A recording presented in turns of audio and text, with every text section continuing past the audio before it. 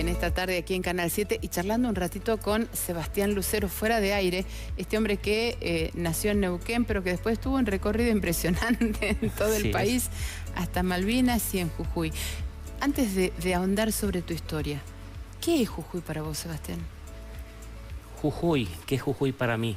Bueno, Jujuy es parte de mi historia. Es donde formamos la familia con mi esposa y tuvimos nuestros hijos, 2 hijos jujeños, Matías y Nicolás. Y es la provincia que me abrazó, que me dio un lugar y por ende yo la quiero, esta provincia, quiero su gente. Me parece que tiene unos paisajes y un clima que no hay en otras provincias, cosas que valoro y bueno, estoy acá. ¿Hace cuántos años que estás acá? Y yo vine destinado en el año 1988, acá a Jujuy, al Regimiento de Infantería 20, como subteniente de intendencia. Bien, se hace un montón de años. Hace bastante ya, sí. De carrera militar, ¿militar de alma, militar de vocación o por una cuestión de herencia de familia? Bueno, mi papá era militar, era suboficial cocinero. Él desempeñó sus funciones en Neuquén primero, en el Regimiento de Infantería 10, y después le sale el pase al Regimiento de Infantería Montaña 22 en San Juan. Claro. Es de la especialidad de intendencia. O sea que ya vengo con un bagaje en el sentido de que, si vos me decís militar de alma, yo creo. Y de alma y por vocación, por ambas cosas. Mirá vos. Y bueno, después mi padre fue destinado, como te digo, al Regimiento de Infantería Montaña 22. Y bueno, ya estuvo hasta su fallecimiento.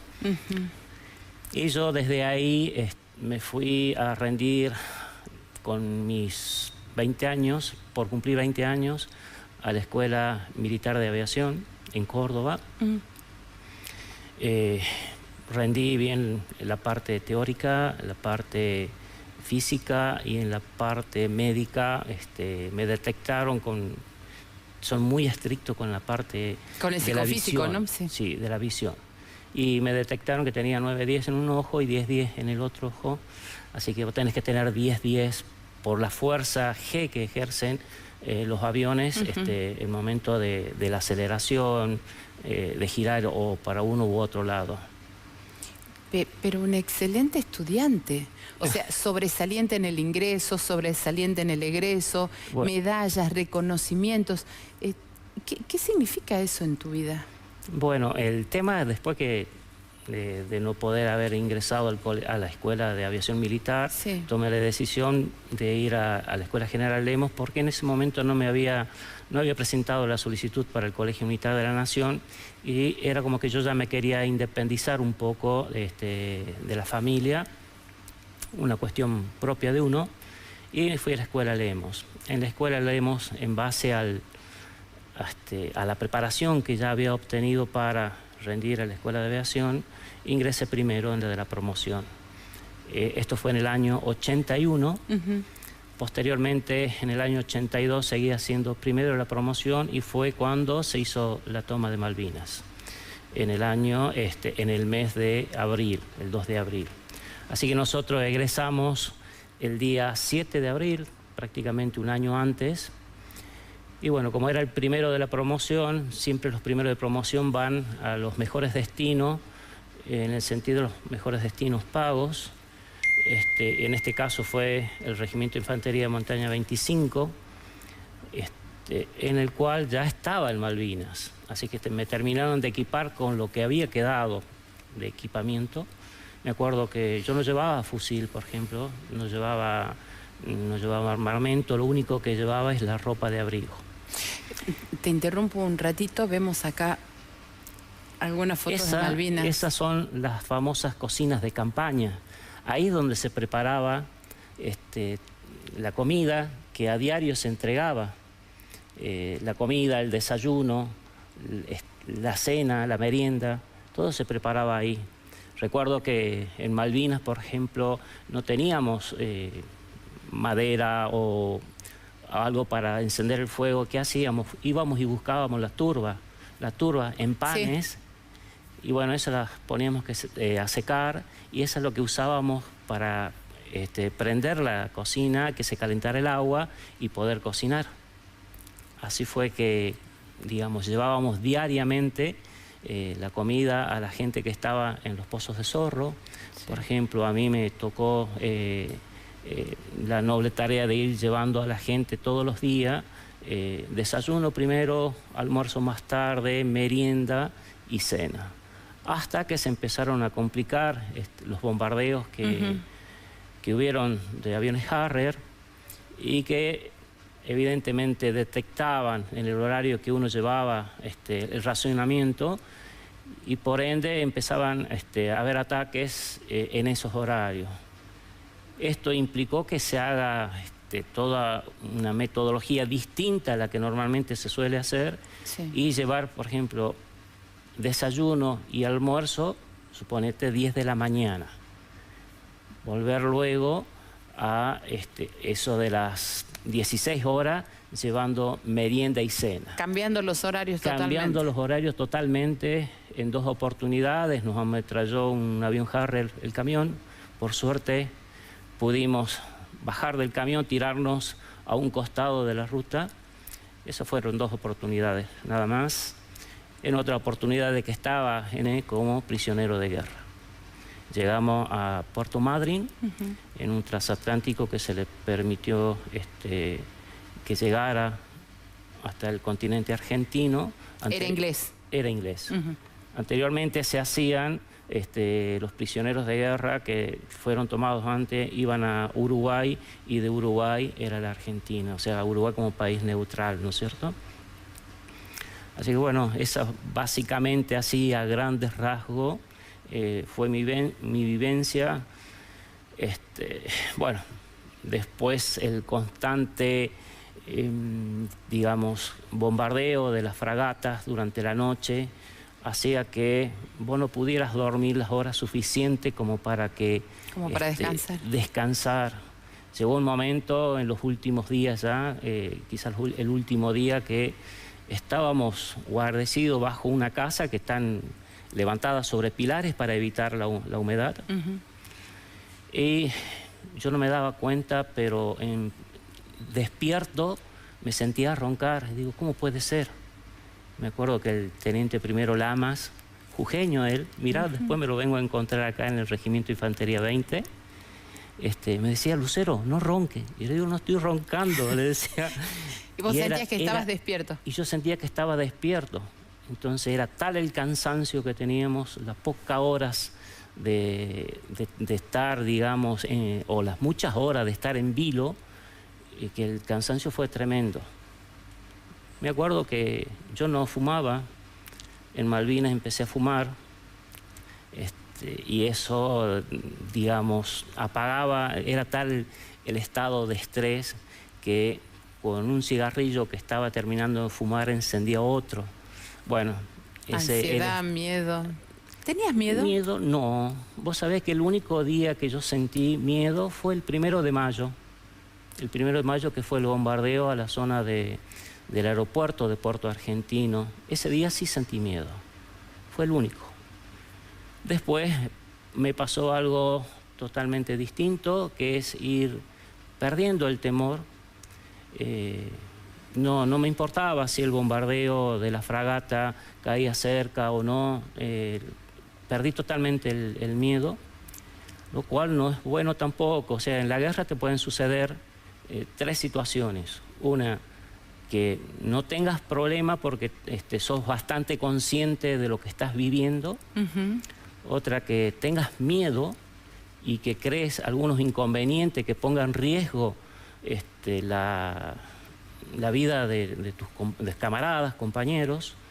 Y otra, que no tengas miedo, lo cual también es peligroso, porque también puedes poner en riesgo la vida de tus camaradas o la vida de uno mismo.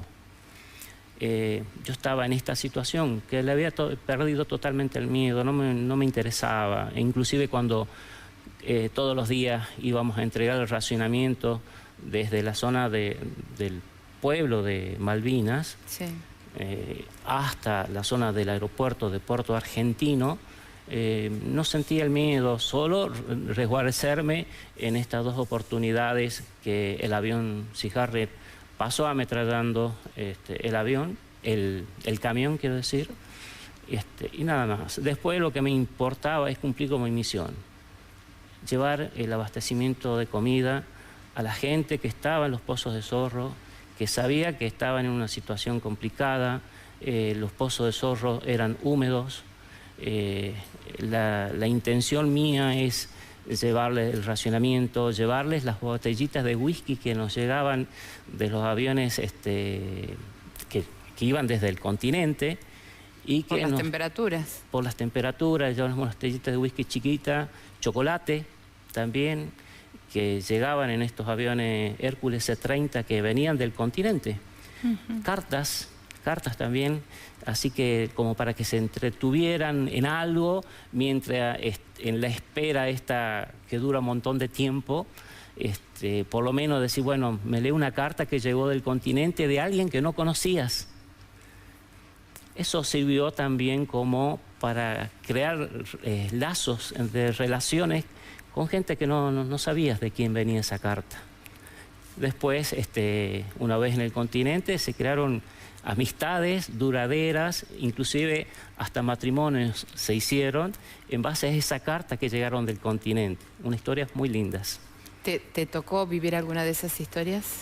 No me tocó, sí, saberlas. Me tocó, sí, leer cartas, algunas, y estar en contacto una vez que volví al continente con la persona que había enviado la carta. Agradecerles por ese gesto que estuvo de escribirnos unas palabras y darnos fuerza para seguir aguantando lo que había que aguantar. No. Así. Trajiste una medalla, entiendo, con mucho orgullo para portarla. Sí. ¿De qué se trata? Si giras un poquito, seguro la cámara te puede tomar. Ahí está. Contame.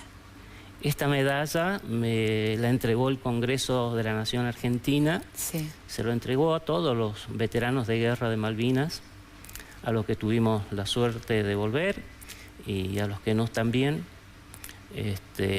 Así que bueno, muy orgulloso de lucirla en las oportunidades que se pueda.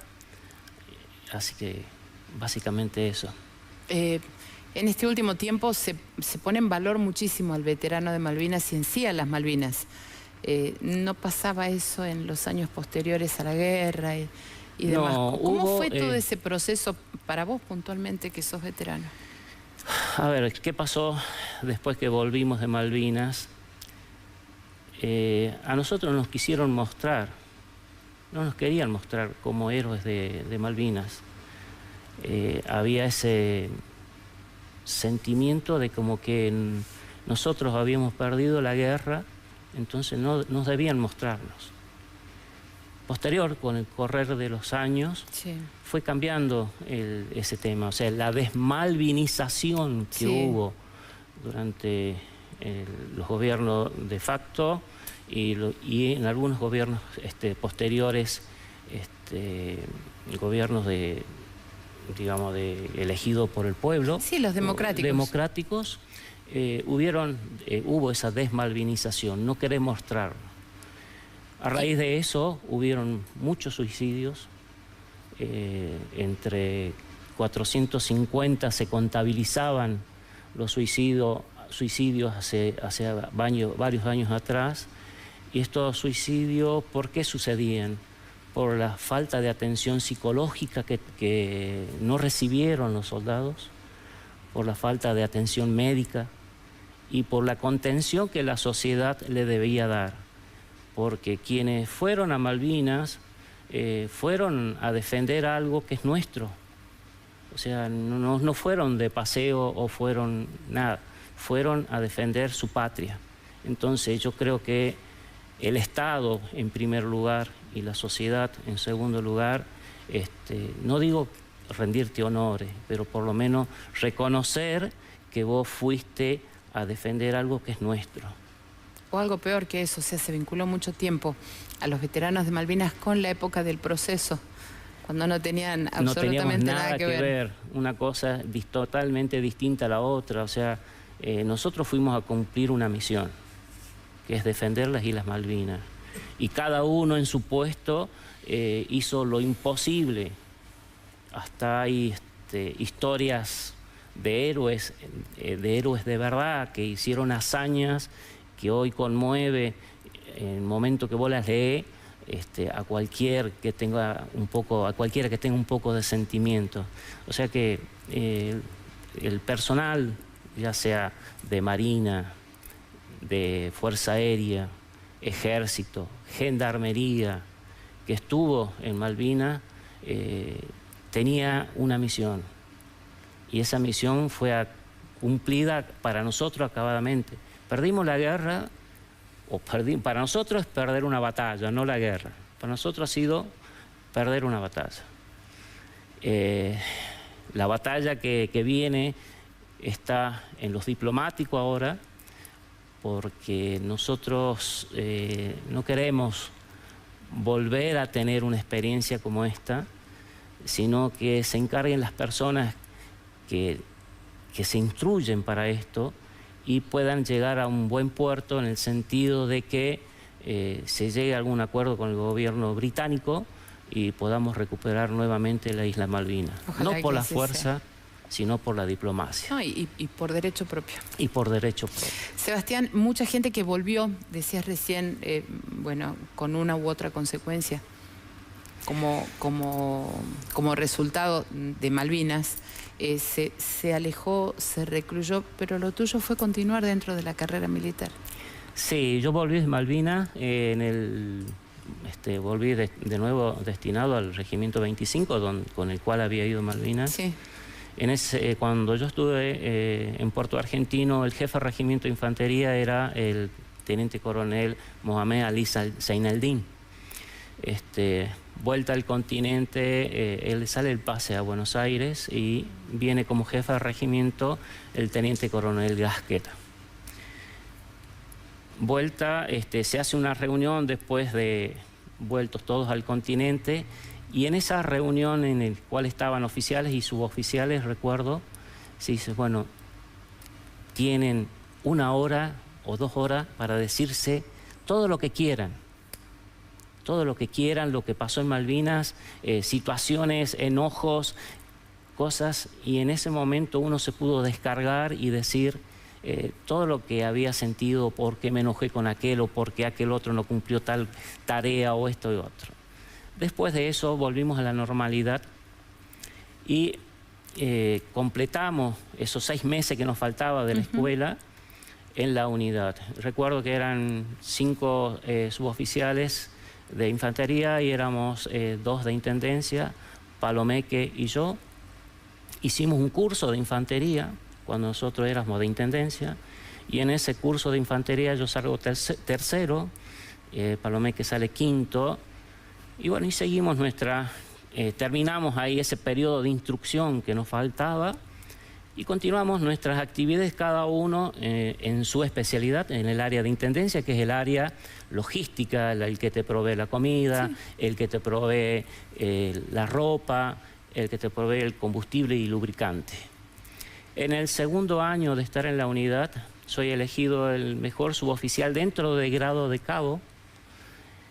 Entonces, viendo mi actividad y mi proceder, el jefe de regimiento, Teniente Coronel Gasquet, me mandó a llamar un día a su oficina y me dice, Cabo Lucero, dice, ¿por qué usted no fue al colegio militar?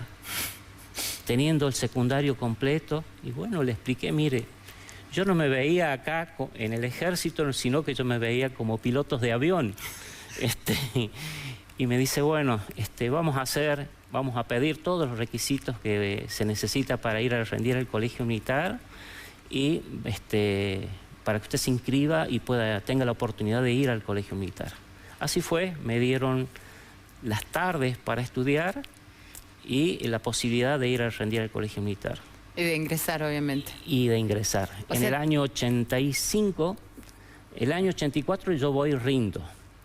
El año 85 me dicen que había aprobado el examen de ingreso, así que en marzo del 85 ya estaba en el colegio militar.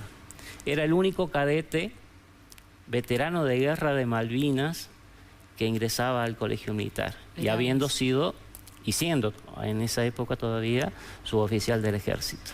O sea, escribiendo parte de la historia de una forma muy particular. ¿Sí? Así es. Y muchos años más ahí estás con Alfonsín. Ahí el señor presidente, don Raúl Alfonsín, el doctor, me entrega el sable Corvo. El de San Martín. Claro, una réplica del sable de San Martín que se le entregan a los cadetes de primer año una vez que han pasado una etapa de adiestramiento, y se ve que hay una selección en esa etapa de adiestramiento. La mayoría, algunos dicen, bueno, ingreso al colegio militar para ver qué es. Otro dice, no, entro por vocación. Y bueno, en esa selección van quedando los cadetes que siguen. Y bueno, y una vez que se hizo esa selección, te entregan el sable Corvo, y en esta oportunidad el presidente en ese momento, don Raúl Alfonsín, me lo entregó. Yo recuerdo qué hermosa historia, ¿no? Hay un montón de cosas más para contar. Si el tiempo no fuera tan tirano, estaríamos aquí creo que toda la tarde. Sebastián, este programa tiene los saludos siempre de la gente que te quiere y que te quiere bien. Vamos a compartir un saludo. Gracias. Hola, Sebastián. Bueno, yo quiero también expresarte, la verdad, un gran saludo, porque, como siempre lo he dicho y en cada oportunidad que he tenido de expresarme, de siempre poner en relieve y la satisfacción de tener a una persona que es muy trabajadora, que es muy responsable, que hoy tiene la responsabilidad de manejar los fondos de la Cámara de Comercio Exterior de Jujuy, y la verdad que siempre digo con enorme satisfacción de tener un excombatiente de Malvinas, un hombre que ha estado en esa lucha despareja, porque fue una lucha muy desigual, pero lo que yo quiero manifestarte es mi mayor admiración y aprecio y la enorme satisfacción que vos estés en una Cámara de Comercio Exterior, que seas miembro, que acompañes este proceso que estamos llevando adelante. Hemos hecho muchas cosas juntos, seguiremos trabajando por Jujuy, siempre lo hemos hecho, siempre hablamos de este tema, y bueno, nada, yo simplemente desearte y mandarte el saludo más grande para vos, para tu persona, para tu familia, y bueno, abrazo, hasta siempre. Muchas gracias. Fue uno de los precursores de que estés aquí en Entre Líneas. Él es sumamente orgulloso. Muchas gracias. De lo que significa Sebastián Lucero para la Cámara, y obviamente para todo un grupo de gente que es empresario aquí en Jujuy, ¿no? Muchas gracias, Jorge, con él y con Sebastián Mealla en este caso, conformamos un equipo con el cual venimos trabajando ya hace un año para esta Expo. Hemos estado trabajando, salvo del año 2022, que bueno, en este caso, por un problema de enfermedad que tenía mi esposa, no los pude acompañar, pero en esta circunstancia tuvimos codo a codo, como decía Jorge, los tres mosqueteros. Así que gracias Jorge por su palabra. No, por favor. Sé del aprecio que me tiene y es mutuo el aprecio, así que... Gracias, Sebastián, por estar hoy acá y permitirnos conocer un poquito de tu historia, la de este neuquino que está afincado ya acá en Jujuy hace mucho tiempo. Gracias. Muchísimas gracias, Claudia, a vos por la invitación. Realmente me siento halagado y bueno, gracias por este espacio. Gracias. Y a ustedes también, gracias por acompañarnos todos los días y hacer de este producto lo que es Entre Líneas todos los días después de las noticias.